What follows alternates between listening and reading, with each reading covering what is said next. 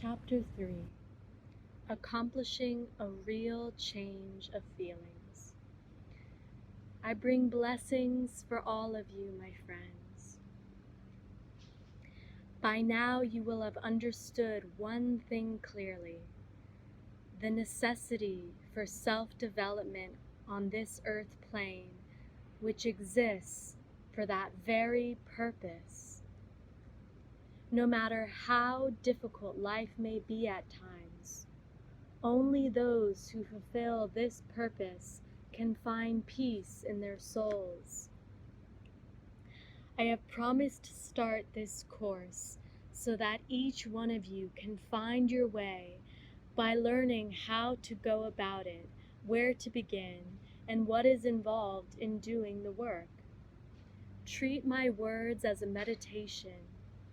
You should retain these words and not just read them once, for that will not be enough. You should meditate on these teachings so that this knowledge will eventually grow from being superficial and intellectual to reaching the deeper reins of your being. Only then will they be really beneficial for you.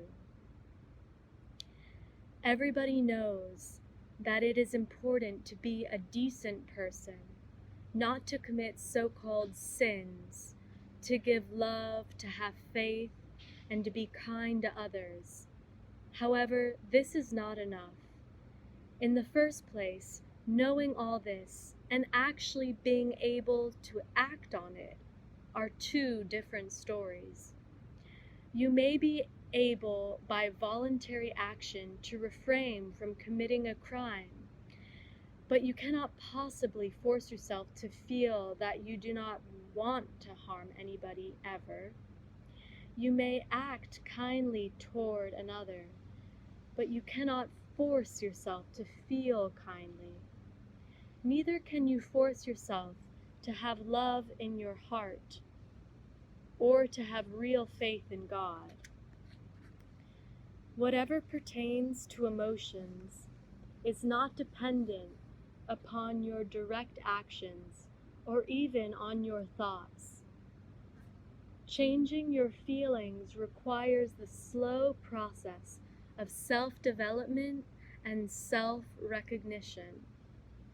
You may realize that you do not have enough faith, but realizing this and trying to force yourself to have it by telling yourself, "I must have faith," will not bring you one step closer to it. Quite the contrary. Superficially, you may be able to talk yourself into it, but this does not mean your faith or your ability to love is real.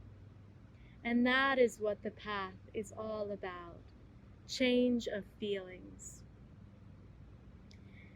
Now, how to go about changing your innermost feelings, that is the question. That is where we have to begin, and where I have to show you the way. In the first place, my friends, you cannot change anything as long as you do not know what is really in you. The greatest difficulty on this path is that people tend to fool themselves about who they really are. Now, I'm not only talking about the unconscious mind, which you all know exists. Between the conscious and the subconscious mind, there is another layer, which is much closer to the conscious mind.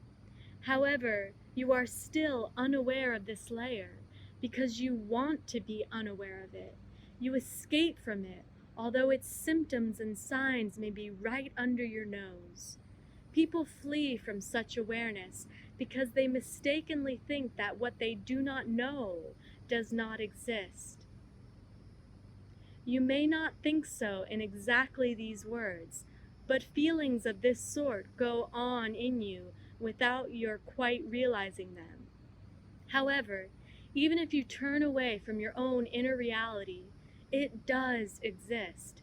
It may be the temporary reality of this present time, but still, it is part of the reality of your life and a stage of your development. It is your reality now. Remember the lecture I gave about the higher self, the lower self, and the masked self? What I have just explained is part of the masked self. All of you know that it is wrong to do or think or feel certain things. If these feelings still exist in your lower self, you turn away from them, thinking you have thereby eliminated what you recognize as wrong.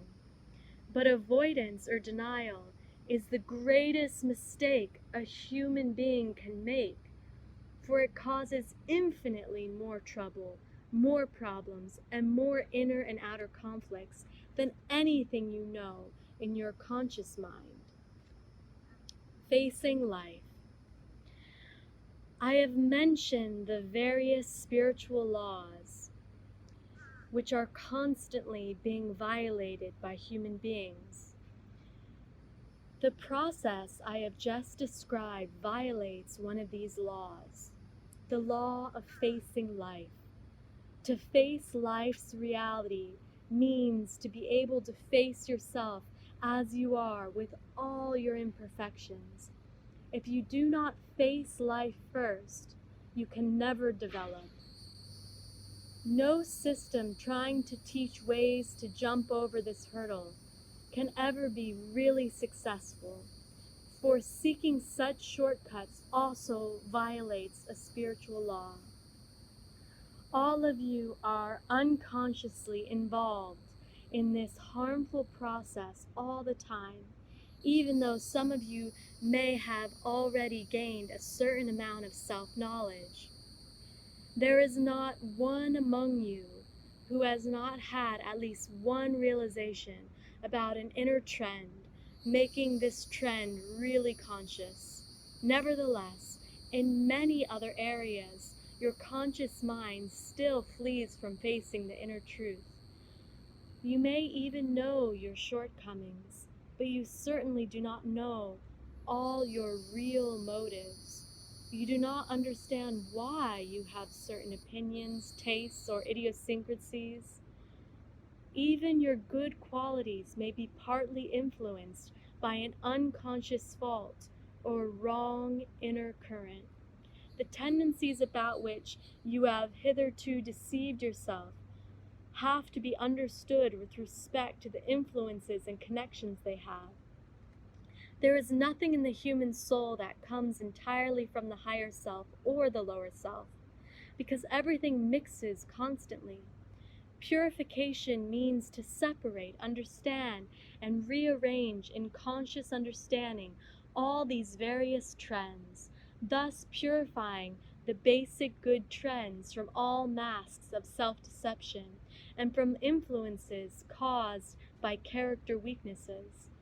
The higher self in you says, I want to be perfect. I know this is the will of God.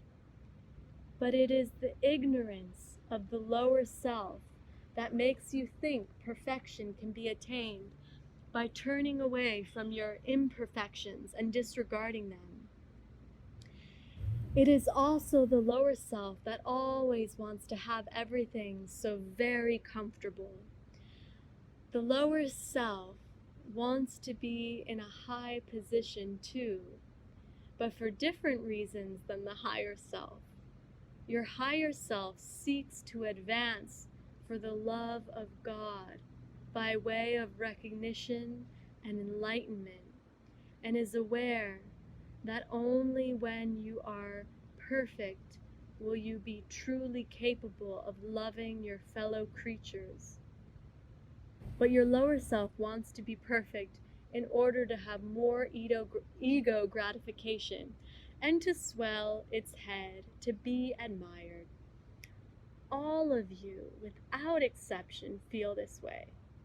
Here is an example where both the higher and the lower self want the same thing, but their motives are entirely different.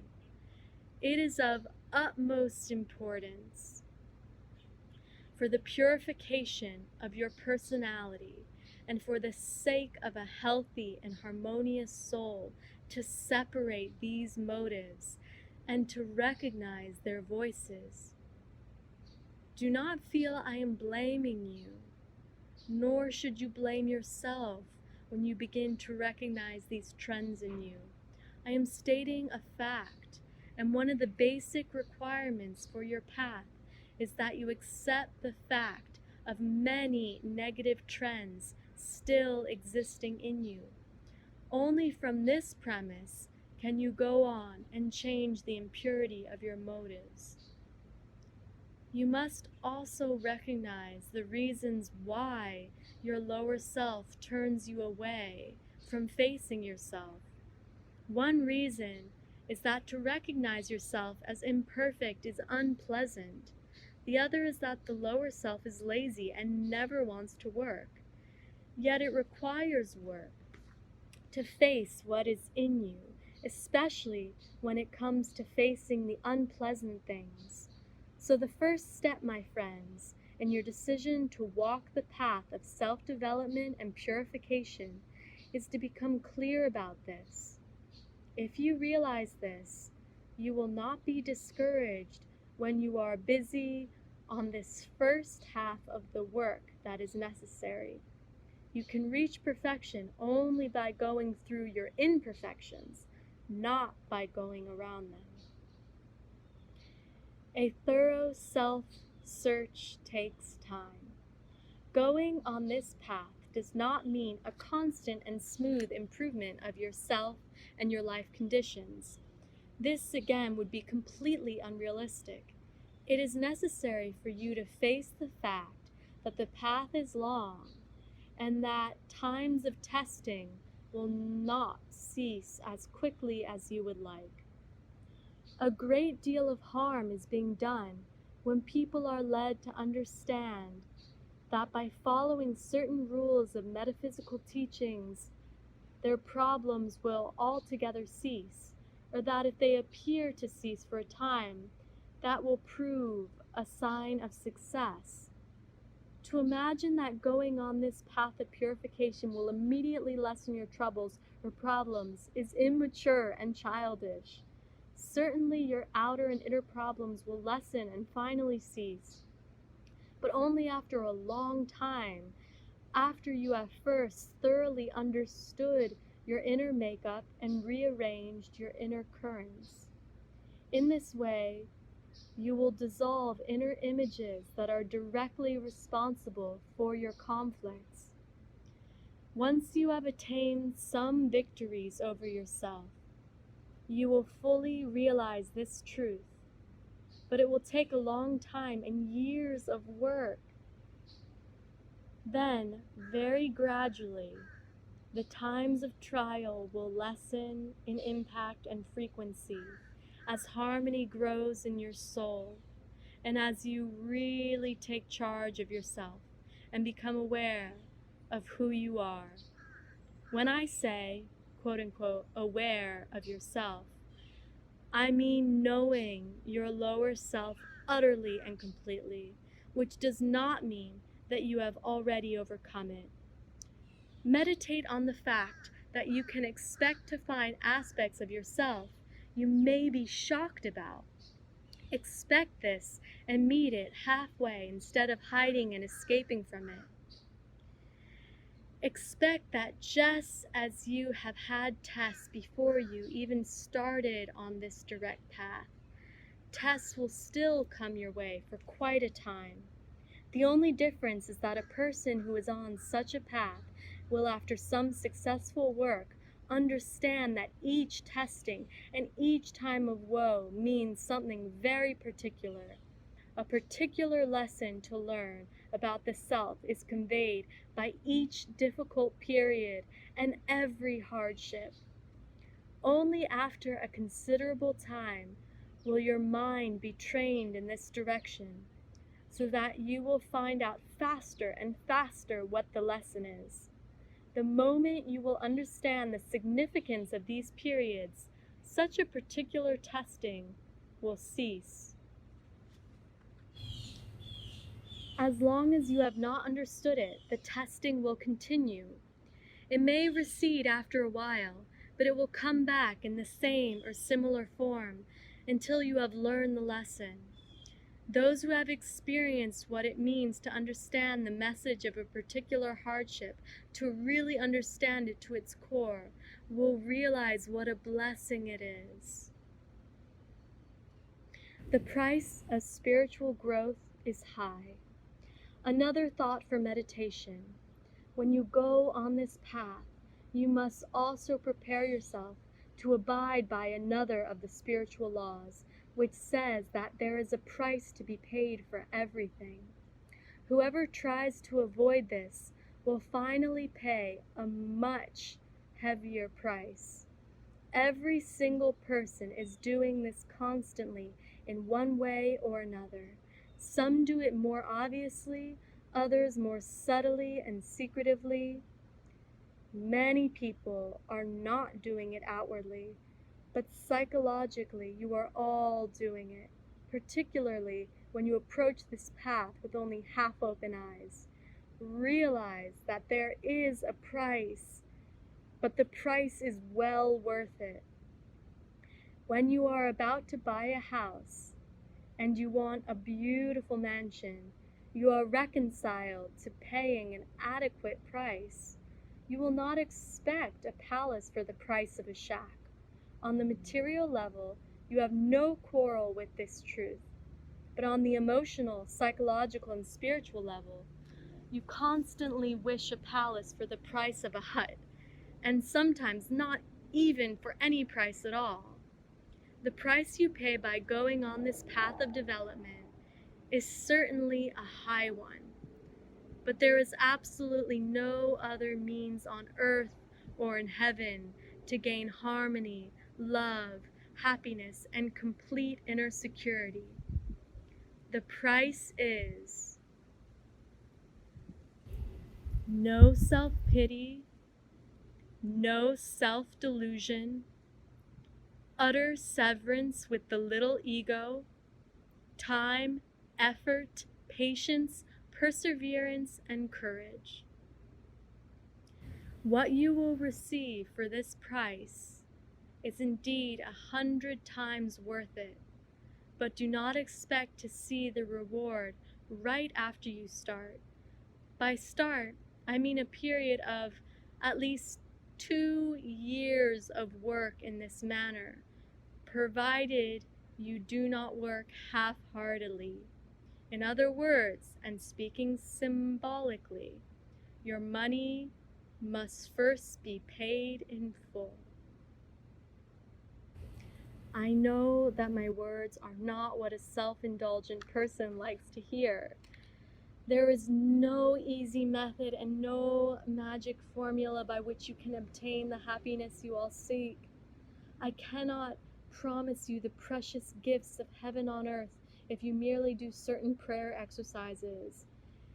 If I were to tell you such things, you would be well justified in being suspicious and doubtful, even though you might undoubtedly prefer to hear this. What I am offering you is real and true. Each one of you has the chance to find out for yourself by trying and by following my advice. My advice to begin with is, meditate upon the words I have given you here. Consider what the price must be and what you must expect. Then make your decision. Are you willing to take this path? Oh, you may say, I am too tired. I can only answer that this is very short-sighted. If you are tired or weak, it is because your inner forces exhaust themselves laboring in the wrong channels, so that your strength cannot organically renew itself as it does in a soul that functions well. If you would only start and not be dismayed by the first struggles, you would finally succeed in setting this inner current right. By doing so, you would set free in yourself a wonderful life force and a spark that will change your life completely. I cannot promise you that all your problems will cease, for they are a necessary part of your path to begin with. A challenge you can learn from if you meet them maturely. However, I can promise you that after you have fulfilled a certain fundamental conditions, you will not be depressed anymore by your life and your difficulties. I can promise you that your tiredness will cease and that you will have the strength to go through your difficulties and to bear your cross in the right way, knowing why and what it is all about. The most difficult thing for you and the most weakening aspect of your life is that you cannot see the reason for anything that happens to you. Only on a path into yourself will you find out the reason, and this alone will give you the strength you need.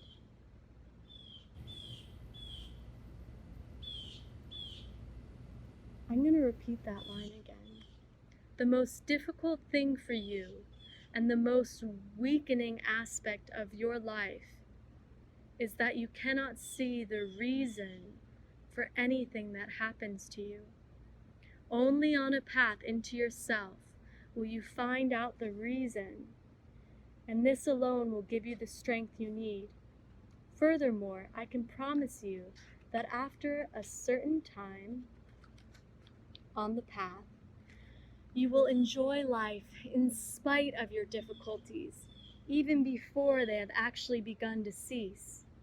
You will come to relish life in a way you have never been able to do before. I can promise you that you will be vibrantly alive, first at intervals and later more consistently. To the extent you understand yourself and begin to put order into your soul, this vibrant life force will fill you. Life will be beautiful to you in all its reality.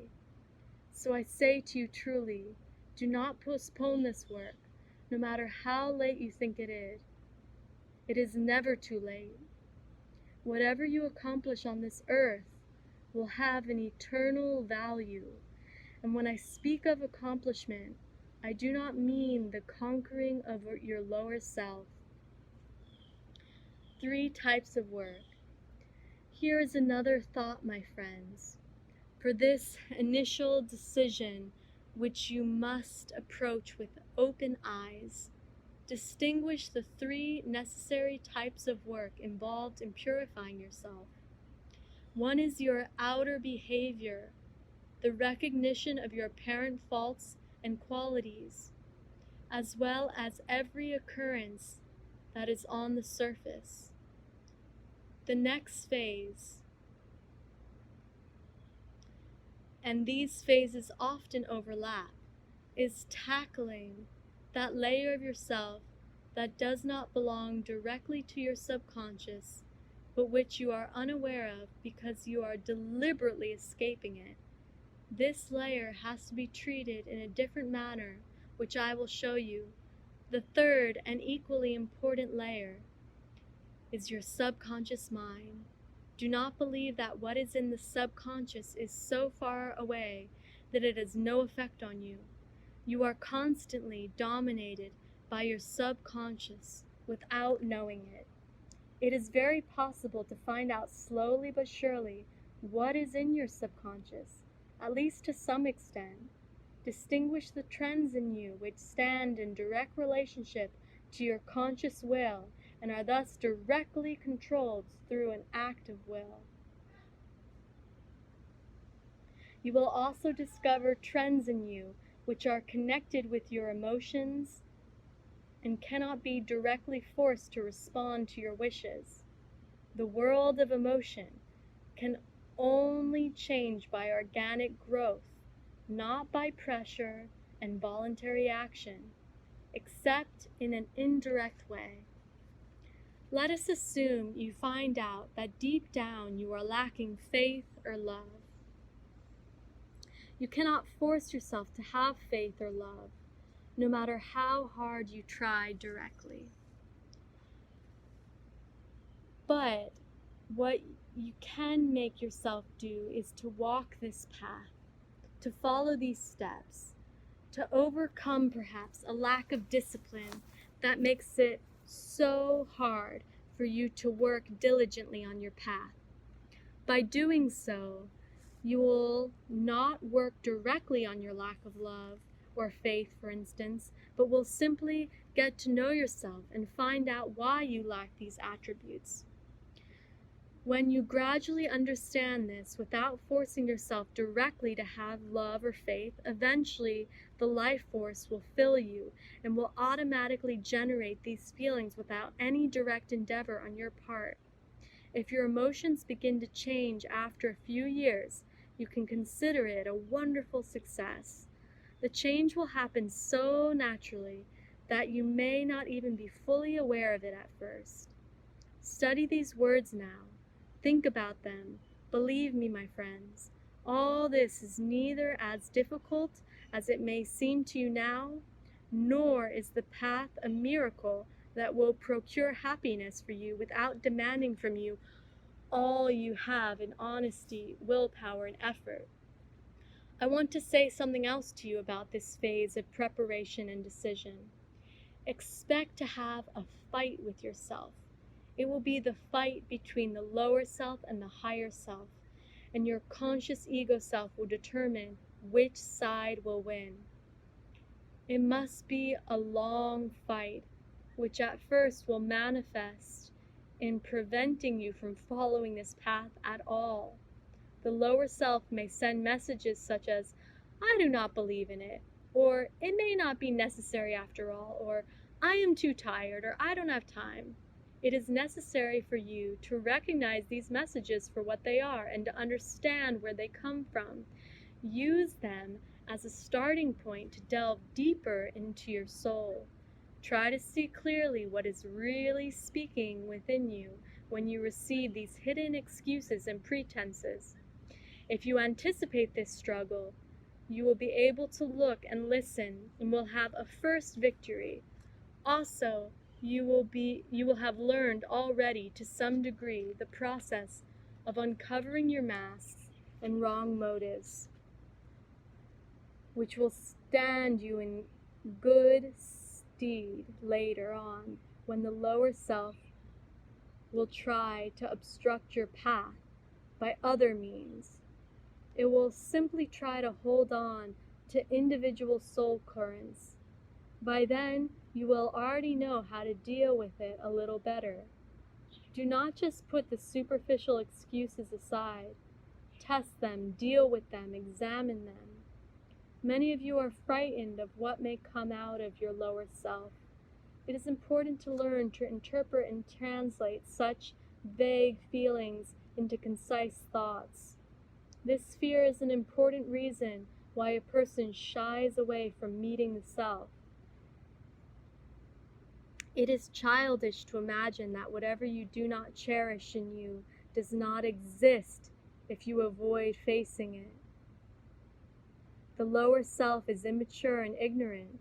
Its very nature is faults and distortions. So I say to you, do not shy away from what is in you. All of you know that the lower self is merely a temporary layer and does not constitute your entire personality. It is here now to be dealt with, but it is not the real you. Your higher self, which is partly free, already manifests through your good qualities, your generosity, your kindness, or whatever else there is in you that belongs to the higher self. But even where it cannot manifest as yet, because it is deeply hidden behind the lower self, your higher self still exists in its shining perfection. How can you reach it unless you penetrate the lower self? So do not be afraid, do not be shocked when you first encounter your lower self, where heretofore you had no idea of it. It is a necessary, temporary formation, but it never, never represents the ultimate you. As a matter of fact, reaching the stage where you are shocked about some of its facets that you had not suspected before, constitutes a sign of improvement. It strongly implies good progress. For without going through this stage, painful as it may be for a while, you can have no further victory and success. This is part of the path, my friends. If you meditate upon these words and at the same time try to be aware of your fear of your lower self and your shame of it, and if you learn to live with this truth and knowledge, you will conquer. Then you will meet your fear realistically, and you will not be hiding from it as you are hiding from a few other things in you. But now I will retire, my dear friends. God's blessings to all of my dear friends. Peace be with you. Be in God.